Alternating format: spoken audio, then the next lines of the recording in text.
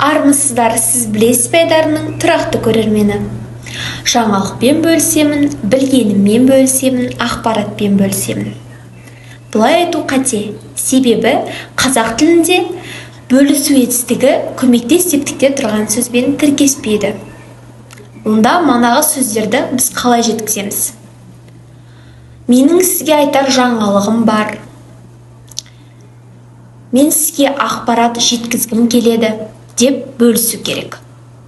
Бөлісу сөзінің өзі әлеуметтік желіде ағылшын тілінен аударғанда share сөзінің аудармасы болып, және де орыс тіліндегі поделиться сөзінің тікелей аудармасы ретінде бізге келген. Сол себепті көбінесе осы сөзді қолдану арқылы шатасып жатамыз. Дұрысында манағы айтқандай бөлісу сөзін орынды қолдануымыз керек. Келесі бір айтатын тілімізде қолданылып жүрген бір қателік анау әлде мынау деп сұрау. Бұл негізі қате. Дұрысы анау ма, мынау ма?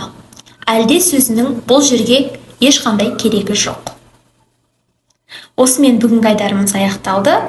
Назарларыңызға рахмет.